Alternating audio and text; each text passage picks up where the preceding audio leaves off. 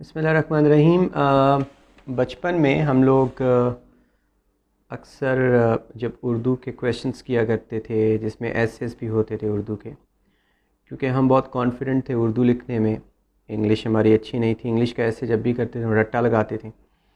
ये 6 क्लास की बात है जब 1986-7 में हमने इंग्लिश स्टार्ट की 6 क्लास में पहली। तो माई चेयर, माई टेबल, छोटे छोटे एसेस थे जो 10-10, 12-12 सेंटेंसेस पे मुश्तमिल दिस दैट वाले होते थे। उनको याद करने में बहुत टाइम भी लगता था, लेकिन हम रट्टा मारते थे। But when it came to Urdu ऐसे, तो वी फेल्ट वेरी कॉन्फिडेंट। हमने कभी भी उसको पढ़ के नहीं गए थे, या हो सकता है कि कुछ मोटे मोटे पॉइंट्स हमने देख लिए हों, और हम यही कहते थे एक दूसरे से, उर्दू का ऐसे है यार, हम तो गप्पे मारेंगे जाके। और अक्सर गप्पे बड़ी अच्छी हम मार के आ जाते थे। सीएसएस में भी कुछ यूं ही है। आपकी जो गप्पे हैं ये आपका अपना पॉइंट ऑफ व्यू है, ये आपकी फ़िलॉसफी है, philosophy of life from your own point of view, from your own perspective. How would you see life. बहुत सारी जो रीडिंग आपने की है उसका इम्पैक्ट तो होता ही होता है, लेकिन इसके साथ साथ आप बहुत सारी चीज़ें अपनी फ़िलॉसफी से जनरेट कर रहे होते हो।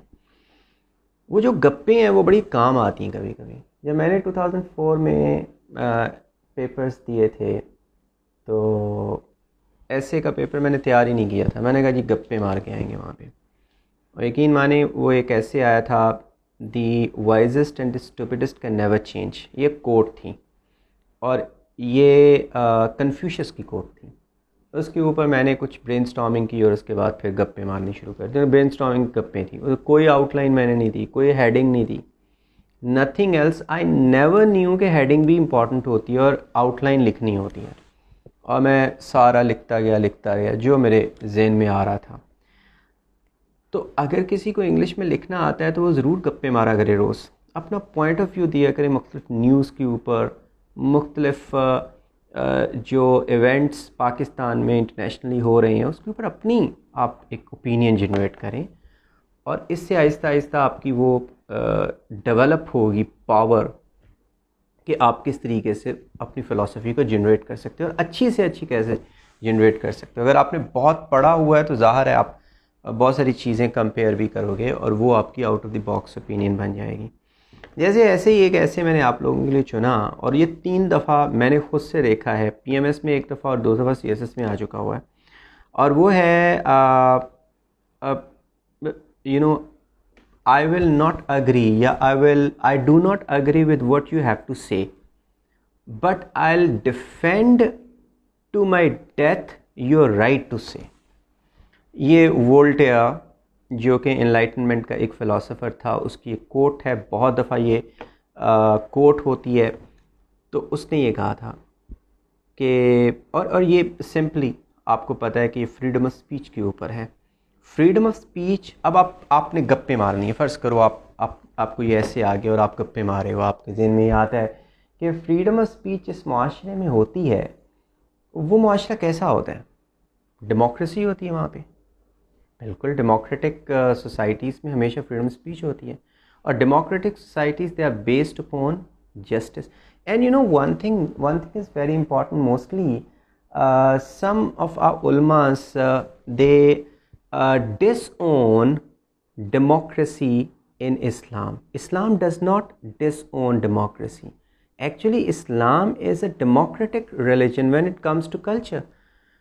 हम प्रोसेस की जब बात करें तो कि प्रोसेस हैज़ सम डिफरेंसेस, लेकिन प्रोसेस क्या है? इलेक्शंस का होना, असम्बलीज़ का बनना, डिबेट्स होना, वगैरह वगैरह वगैरह। इस्लाम में इस तरीके से इलेक्शन का तस्वर नहीं। इस्लाम में ये है कि इंतहाई इंटेलेक्चुअल लोग जो इस्लामिक स्कॉलर्स हैं वो जो है वो शूरा अपॉइंट करते हैं। शूरा भी इंतहाई इंटेलेक्चुअल लोगों के ऊपर मुश्तमिल होती है, वो फिर अपने खलीफा या अमीर बनाते हैं। तो थोड़ा बहुत तो कॉन्सेप्ट है, लेकिन it is based upon only educated और वेल अवेयर पीपल। सारे गधे घोड़े शामिल नहीं। हम प्रोसेस को छोड़ देते हैं। जो कल्चर है डेमोक्रेसी का वो वही है जो इस्लाम में है। Culture is based upon pluralism, tolerance, moderation, and then justice, and then the concept of equality. तो फिर अगर ये डेमोक्रेसी है इस्लाम में, इसका कल्चर है, तो इसका मतलब है कि इस्लाम में भी ये कॉन्सेप्ट है फ्रीडम ऑफ स्पीच का। हम अपने खुलफा राशिदीन की बहुत सारी मिसालें देते हैं, तो उसमें 40 साल की जो ये खिलाफत थी उसमें बेहतरीन मिसाल थी फ्रीडम ऑफ स्पीच का। They never stop the people from giving their own opinion and their criticism upon the rulers. हमने देखा है हज़रत उमर फ़ारूक रज़ी अल्लाह ताला अन्हु के ज़माने में, हज़रत अली मुर्तज़ा रज़ी अल्लाह ताला अन्हु के ज़माने में, मुख्तलिफ़ खुलफ़ा राशिदीन के ज़माने में आम लोग मस्जिद में खड़े हो जाते थे, उनके ख़िलाफ़ बात करते थे, और फिर अगर वो उस कानून के मुताबिक, जो अल्लाह ने कानून दिया उसके मुताबिक होती थी बात, तो वो सर तस्लीम ख़म कर लेते। तो इस्लाम भी डेमोक्रेसी, फ्रीडम ऑफ स्पीच इसकी देता है तालीम। इसके बगैर आपकी सोसाइटी खड़ी नहीं हो सकती है। हमेशा ऑपोजिशन और एक इंटेलेक्चुअल ऑपोजिशन हमेशा कलेक्टिव इंटेलेक्ट क्रिएट करती है पूरी की पूरी सोसाइटी की। सोसाइटी में जीनियस, अच्छा उस सोसाइटी में कभी भी जीनियस नहीं पैदा होते जो सोसाइटी डिक्टेटोरियल होती है, जहाँ पे रिजिड किस्म के प्रिंसिपल्स होती हैं। You can not deviate from those principles, you can not generate any opinion, you cannot progress, your society becomes stagnant because you cannot criticize, you cannot analyze the things. Your philosophy is rigid on the patterns of the state.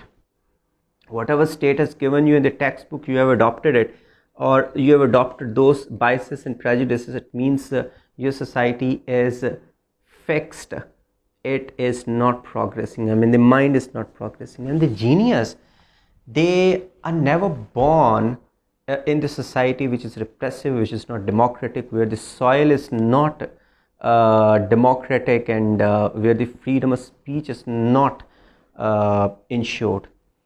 तो genius तो वहाँ पैदा नहीं होते हैं। वहाँ पे तो हम कह सकते हैं कि वो एनिमल्स पैदा होते हैं जिनको आप ड्राइव करते हो। तो आप ये क्या कह रहे हो, ये आप अपनी अपनी ओपिनियन बना रहे हो। हमने ये भी देखा कि जीनियस उस वक्त पैदा हुए यूरोप में जब इनलाइटनमेंट का दौर आया, एज ऑफ रीज़न का एज ऑफ रीज़न आई। एज ऑफ रीज़न, आप रीज़न से साइंस बिल्ड करते हो। बहुत सारे फिलोसोफर्स ने अपने आइडियाज़ देने शुरू कर दिए। Ideas when they clash with each other, when arguments, counter arguments, and then afterwards you create philosophy and then counter philosophy. Thus your mind becomes enriched.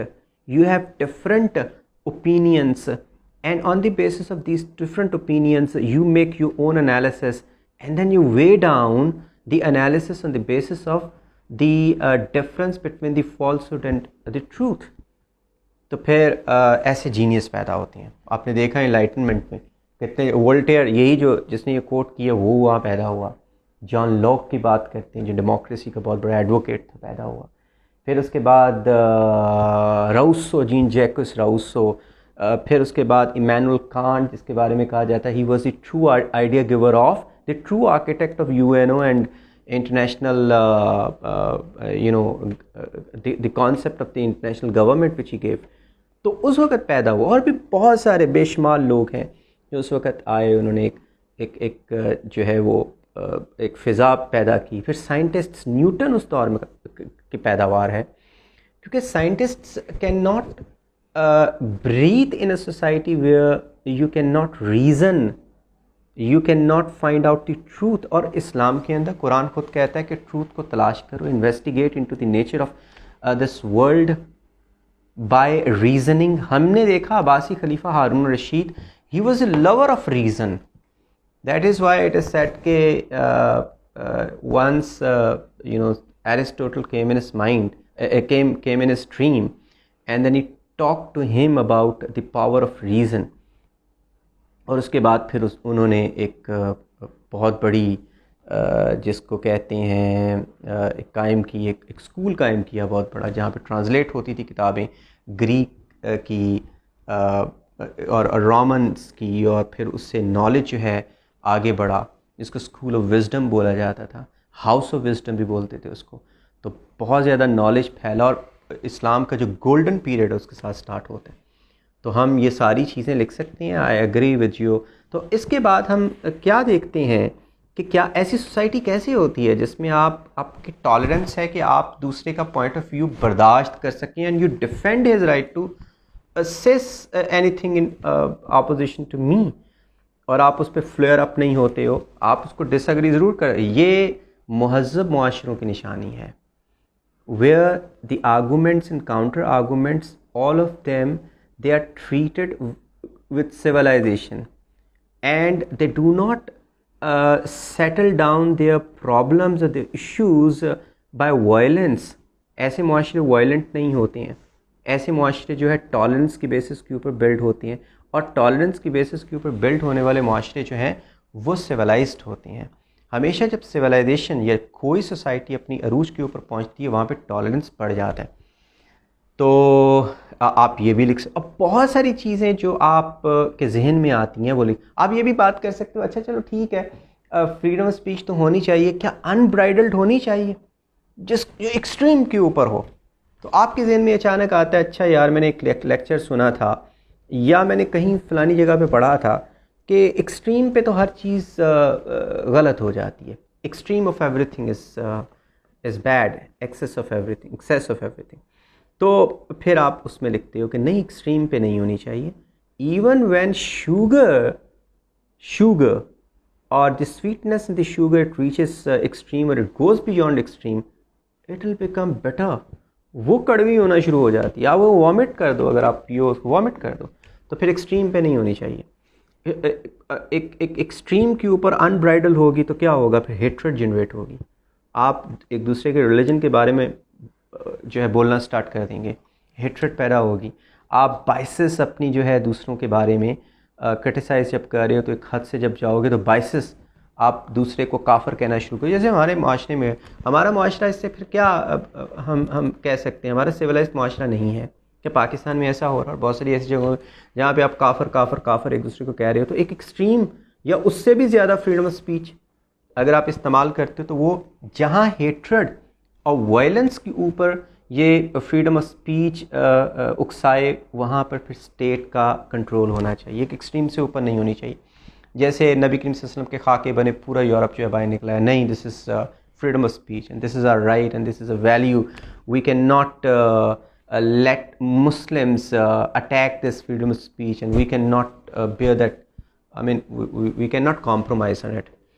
तो वो गलत है, क्योंकि उससे वायलेंस, उससे दिल जलते हैं, फिर उससे वायलेंस क्रिएट होती है, फिर उससे रिजिडिटी आती है, दूसरी तरफ से भी रिजिडिटी आती है, और फिर वायलेंस हुआ उसके बाद बहुत सारा हेट्रेड जनरेट होती है। तो एक हद से ज़्यादा फिर आप कह सकते हो कि फ्रीडम ऑफ स्पीच नहीं होनी चाहिए, जिससे कम अज़ कम इंसानों की ज़िंदगियाँ और ह्यूमन राइट्स वायलेट होती हों, वो वाली फ्रीडम स्पीच बल्कि काउंटर प्रोडक्टिव भी हो जाती है। आप ये भी बात कर सकते हो। तो आप पाकिस्तान की मिसालें दे सकते हो कि पाकिस्तान में फ्रीडम स्पीच कहाँ है।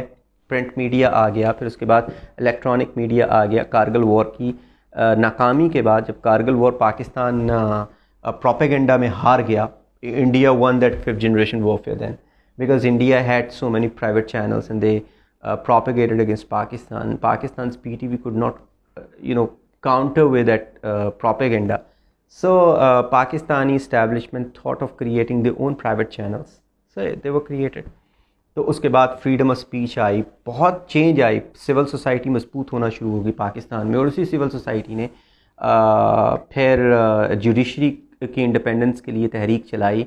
उसके बाद वुमेन एम्पावरमेंट के लिए अभी तक तहरीक चल रही है और बहुत सारी, लेकिन अभी क्या हो रहा है, अभी बहुत सारी पाबंदियाँ और लिमिट्स लग रही हैं, जिसमें गैग किया जा रहा है चैनल्स को, मुख्तलिफ़ तरीक़ों से ब्लैकमेल किया जा रहा है। फिर उसके बाद बहुत सारे रिपोर्टर्स के ऊपर हमले हुए हैं। तो हम कह सकते हैं कि जो फ्रीडम ऑफ स्पीच को नहीं बर्दाश्त कर सकते, काउंटर आर्गूमेंट्स को जो सोसाइटी बर्दाश्त नहीं कर सकती, वो इसका मतलब प्रोग्रेसिव नहीं रिग्रेसिव सोसाइटी है। तो इसकी मिसालें भी आप दे सकते हो। फिर आप इस्लाम के अंदर से मिसालें दे सकते हो। तो ये बहुत सारी कुछ पॉइंट्स लिखे हैं, लेकिन ये सिर्फ कुछ पॉइंट्स हैं, आप उसमें बहुत कुछ भी ऐड कर सकते हो, लेकिन वो बहुत सारी फ़िलासफ़ी भी हो सकती है, उसमें आप बहुत सारी चीज़ें बाद में भी अपनी मुख्तलिफ़ किताबों में से जो पढ़ा हो उसके साथ भी आप अटैच कर सकते हो। अब देखें, I do not agree with what you have to say but I will defend it to death your right to say it. Freedom of speech है इसका सीधा सीधा मतलब measurement of a civilize society. Freedom of speech कितनी है ये measurement बनाती है सिविलाइज सोसाइटी की। इससे प्लुरलिज्म आता है, इससे टॉलरेंस बढ़ती है। फ्री इन्वायरमेंट जो होता है उसी में जीनियस पैदा होती हैं। जीनियस जो है ऐसी लैंड पे पैदा नहीं होते जिसमें जीनियस जो है वो रिवर्स की मानंद है, जो अपना रास्ता खुद ही से बनाती हैं, पहाड़ों से निकलते हैं और अगर डैम्स और पुल बांध दिए जाएं तो फिर वो समंदर में जाके अपनी क्रिएशन की एक्सट्रीम तक नहीं पहुंचते। तो फिर इसका मतलब क्या है कि जीनियस के ऊपर बंद नहीं बांधना चाहिए, उनको अपना रास्ता खुद ही से बनाना चाहिए।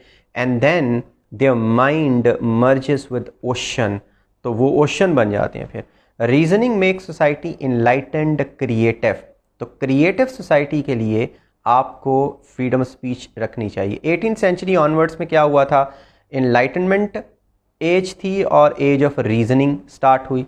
Europe saw tremendous rise of intellect, और उसी से फिर 18th सेंचुरी में इंडस्ट्रियलाइजेशन, एज ऑफ रीजन मतलब एज ऑफ साइंस और इनोवेशंस, इन्वेंशंस, एक्सप्लोरेशंस, बहुत सारी चीज़ें स्टार्ट होती। Enlightenment and age of reason के लिमिट्स होनी चाहिए on unbridled freedom of speech to avoid hatred and clashes, ये भी जो है वो इनएविटेबल है। Pakistan and freedom of speech, इसके ऊपर आप बहुत कुछ लिख सकते हो। इस्लाम एंड फ्रीडम ऑफ स्पीच, ये कुछ साइनॉप्सिस मैंने आपको बनाया, इसमें और बहुत सारी चीज़ें इसमें आप बहुत कुछ अपना भी शामिल कर सकते हो। That was just a track which I provided you with, and you could follow the same track. Start reading different things and start making your own analysis or giving your own philosophy on different kind of events, and then I hope that you will become a great analyst and critic in your